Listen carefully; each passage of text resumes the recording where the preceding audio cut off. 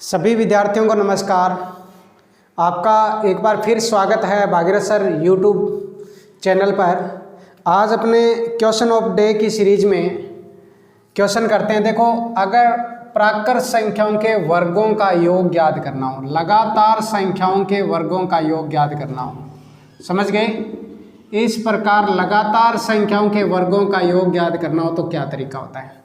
ये तो देखो लगातार प्राकृत संख्याओं का है। अगर सम संख्याओं के वर्गों का योग ज्ञात करना हो, सम संख्याओं के वर्गों का योग ज्ञात करना हो तो किस प्रकार करना है, और विषम संख्याओं के वर्गों का योग ज्ञात करना हो तो किस प्रकार करना है, ये अपने सीख रहे हैं आज। ठीक है, लगातार संख्याओं के वर्गों का योग, सम संख्याओं के वर्गों का योग और विषम संख्याओं के वर्गों का योग, 3 प्रकार के क्वेश्चन सीख रहे हैं। बहुत आसान तरीका बता रहा हूं मैं। शेयर जरूर करना, लाइक करना, कमेंट करना, और चैनल को जिसने सब्सक्राइब नहीं किया हुआ वो चैनल को भी सब्सक्राइब करना। एक बात और ध्यान रखना, मैंने आपको बताया शॉर्ट वीडियो मैं डाल रहा हूं आजकल, 1-1 मिनट की या 30 सेकंड की, 40 सेकंड की, वो वीडियो जरूर देखना और आप शेयर भी करना, स्टेटस भी लगाना। उन वीडियो से आपको बहुत फायदा होगा। देखो, छोटी छोटी चीज़ें हैं जो वैसे टॉपिक तो मैं करवा ही रहा हूँ, लेकिन ये छोटी चीज़ें 1-1 मिनट के वीडियो बनाऊंगा शॉर्ट वीडियो में, तो आपके लिए बहुत फायदेमंद रहेगी। चलिए, इन संख्याओं का योग ज्ञात करना है तो आप याद रखो, लगातार संख्याओं के वर्गों का योग ज्ञात करना है तो लास्ट संख्या दिखाई दे रही है, क्या है? 10 है। लास्ट संख्या लिख लो 10, उससे जस्ट अगली संख्या क्या होती है? 11। लास्ट संख्या लिखनी है 10, उससे जस्ट अगली संख्या 11, और इन 10 और 11 को दोनों को जोड़ के और लिख दो 21। बटे में याद रखना है 6। क्या याद रखना है? लास्ट संख्या उससे जस्ट अगली संख्या दोनों को जोड़ के लिख दो। 10 और 11 दोनों को जोड़े तो 21 होते हैं, बटे में 6। अब इसको काट दो, 3 से 7, 3 से 2, 2 से 5, समझ गए? 7 5 35, 35 इंटू 11 कर लो, 35 इंटू 11, 5 5 3 385 हो गया। अभी कितना हो गया? 385। तो क्या बताया मैंने? लास्ट संख्या उससे अगली संख्या दोनों को जोड़ के बटे में 6, 3 से 7, 3 से 2, इनका गुणा किया था तो 385 आया था। तो इस प्रकार करना है।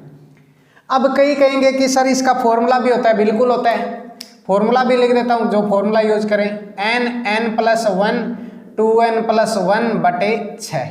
ठीक है, यहाँ n का मतलब है अंतिम संख्या, n का मतलब है अंतिम संख्या। देखो, n की जगह अगर आप 10 लिखोगे तो 10, 10 और 1 कितने हो गए? 11, 10 दूए 20 और 1 21। तो बना तो वही फॉर्मेट ना। तो आप अपनी भाषा में से याद रख लेना, लास्ट संख्या अगली संख्या दोनों को जोड़ के बटे में 6। अगर आपको सम या विषम, इनमें एक ही तरीका है। अगर सम या विषम संख्याओं के वर्गों का योग ज्ञात करना तो एक ही तरीका है। लास्ट संख्या लिख लो 20, फिर अगली संख्या लिख लो 21, फिर अगली संख्या लिख लो 22 बटे में 6। मतलब लगातार ही तीनों लिखनी है, लास्ट से लगना है, लगातार ही तीनों लिखनी है। 20 21 22 बटे में 6। 3 से काटोगे 7, 3 से 2, 2 से ये कट गया, आपके पास 10 आ गया। 22 7 154 यानी 1540 हो गया। कितना हो गया? 1540। इसका अगर कोई फॉर्मूला कहे तो ये होता है n+1 n+2 बटे 6। यही सम का होता है और यही विषम का होता है। सम और विषम दोनों का ही एक ही होता है, तो तरीका भी एक ही रहेगा। अगर विषम संख्याओं के वर्गों का योग ज्ञात करना है तो लास्ट संख्या यहाँ पे क्या है? 19 20 21 बटे में 6। ठीक है, 3 से 7, 3 से 2, 2 से 10, समझ गए? 19 7 आपको पता है 19 को 7 से गुणा करोगे 133, वैसे गुणा कर लो चाहे। 9 7 63, 6 7 1 7 और 6 13, 1330 हो गया। 19 7 133, 1330 हो गया। समझ गए? तो ये बात ध्यान रखनी है। ठीक है, देखो अब आप क्वेश्चन आप जल्दी जल्दी हल कर सकते हो। ठीक है, इस प्रकार आपको हल करना है। बहुत आसान ट्रिक है ये। देखो देखो, आप 1 की स्क्वायर, 2 की स्क्वायर, 3 की स्क्वायर, मान लो 10 तक की स्क्वायर ज्ञात करनी है। 2 की स्क्वायर, 4 की स्क्वायर, 6 की स्क्वायर, ऐसे सम संख्याओं के स्क्वायर का योग ज्ञात करना है। 1 की स्क्वायर, 3 की स्क्वायर, 5 की स्क्वायर, ऐसे विषम संख्याओं के स्क्वायर का योग ज्ञात करना है। तो याद क्या रखना है? लगातार में तो लास्ट संख्या अगली संख्या दोनों को जोड़ के बटे में 6। ठीक है, 385 आया था। सम हो तो लास्ट संख्या फिर अगली संख्या फिर अगली संख्या, 3 लगातार लिखनी है लास्ट से, बटे में 6, 6 से कितना हो गया 2, 11 2 22, 220 हो गया। यहाँ लास्ट संख्या 9 है, अगली संख्या 10 और ये 9 और 10 और ये 11 बटे में 6, 3 3 9 3 2 6, 2 से 5, ठीक है, 15 × 11 165। समझ गए? तो ये बात ध्यान रखनी है। और इसका सूत्र पढ़ो तो n n+1 2n+1 बटे 6। इन दोनों का एक ही सूत्र होता है n+1 n+2 बटे 6। तो ये ध्यान रखना, ठीक है। अब देखिए एक चीज़ और ध्यान रखना, ये तो नंबर सिस्टम का एक पार्ट हो गया। एक क्वेश्चन और पढ़ते हैं, छोटे छोटे क्वेश्चन है जो आपके लिए बहुत इंपॉर्टेंट है, ठीक है। एक क्वेश्चन ये बहुत बार एग्जाम में आता है, 4 की पावर 61, 4 की पावर 62, 4 की पावर 63, 4 की पावर 64, इसमें किसका भाग जाएगा, ऐसा क्वेश्चन आता है। देखो इसमें से कॉमन क्या आ सकता है, 4 की पावर 61 कॉमन ले लो, इसका मतलब इसकी जगह बचा 1, 4 की पावर 61 कॉमन ले लिया, यहाँ पावर 4 की पावर 1 बची, यहाँ 4 की पावर 2 और यहाँ 4 की पावर 3 कॉमन ले लिया हमने 4 की पावर 61। अब 4 की पावर 61 तो कॉमन लिया ही हुआ है, इसकी जगह कॉमन ले लिया तो ये पूरा ही कॉमन आ गया, तो यहाँ तो 1 बचा। 4 की पावर 61 बाहर ले तो 4 की पावर 1 बचा, क्योंकि यहाँ 62 लिखा था। 4 की पावर 63 में से 61 कॉमन ले लिया तो 4 की पावर 2 अंदर बचा, यहाँ 4 की पावर 3, 4 की पावर 3 का मतलब 64, ये 16, ये 4 और ये 1, इन सबको जोड़ा तो अपने को पता चल गया ये 64 और ये कितने हो गए भाई 80, 4 की क्यूब कितना हो गया 64, 64 और 16 80 और 4 1 5 यानी 85 हो गया। अब देखो आपको पता है इसमें 85 का फैक्टर बन गया 17 5 85 होते हैं, ठीक है, यानी 4 की पावर 61 है और 17 को 17 5 85 लिख लिया, तो इसमें 17 का भी भाग जा सकता है, 5 का भी जा सकता है, 85 का भी जा सकता है। समझ गए? दूसरी बात 4 का 2 का 8 का इनका तो जाएगा जाएगा। दूसरी बात इसमें आप ये ध्यान रख सकते हो, अगर इस 5 को इस सम संख्या से गुणा करूं तो 10 बन जाएगा, यानी 10 का भी भाग जा सकता है, ठीक है। तो ये ध्यान रखना, ऐसा क्वेश्चन आपके एग्जाम में पूछ सकता है, ठीक है। 10 को 5 से गुणा करोगे 50 का भी जा सकता है, 10 को 17 से गुणा करो 170 का भी जा सकता है, तो ये बात ध्यान रखनी है। लेकिन कल को ऑप्शन में आ जाए 11 का भाग जा सकता है क्या, 13 का जा सकता है क्या, है ना, 31 का जा सकता है, तो इनका भाग है नहीं जाएगा। समझ गए? तो ऐसा क्वेश्चन एग्जाम में आता है, तो ये ध्यान रखना, ठीक है। चलिए अब देखो आज की लास्ट बात बता रहा हूँ, और ये बात बहुत इंपॉर्टेंट है। आपको ये सारी चीज़ें अच्छी लगे तो शेयर जरूर किया करो और चैनल को सब्सक्राइब कर लेना, ठीक है। लाइक कमेंट भी कर दिया करो भाई। आप ध्यान रखो, एक इस प्रकार ये त्रिभुज में क्वेश्चन आता है ए बी और सी, ये फॉर्मेट दिया होता है ए बी और सी।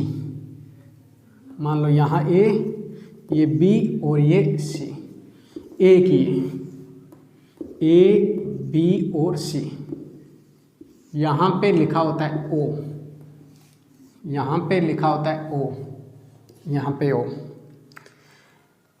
मान लो ये 40 डिग्री दे रखा है, ये 40 डिग्री दे रखा है, ये 40 डिग्री दे रखा है।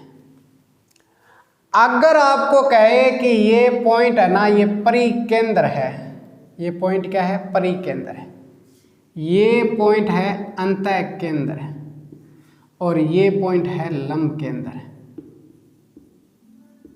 ठीक है। त्रिभुज के 4 प्रकार के केंद्र होते हैं, परिकेंद्र, अंतः केंद्र, लंब केंद्र। एक आप बोलते हो केंद्र की, या जिसको गुरुत्व केंद्र भी बोलते हैं। त्रिभुज में 4 केंद्र होते हैं, ध्यान रखना, ठीक है। 3 तो ये नाम लिख दिए कि ये केंद्र तो माध्यिकाओं के मिलाने से मिलता है, केंद्र तो माध्यिकाएं को मिलाने से मिलता है, माध्यिकाओं को मिलाने पर जो बनता है उसे केंद्र कहते हैं। समझ गए?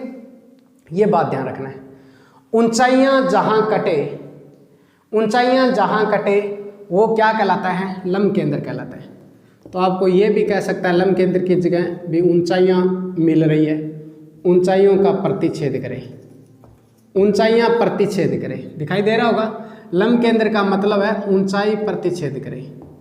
अगर त्रिभुज की ऊंचाइयां जहां काटे ना, ऊंचाई प्रतिच्छेद करे, वो लंब केंद्र होता है। ठीक है।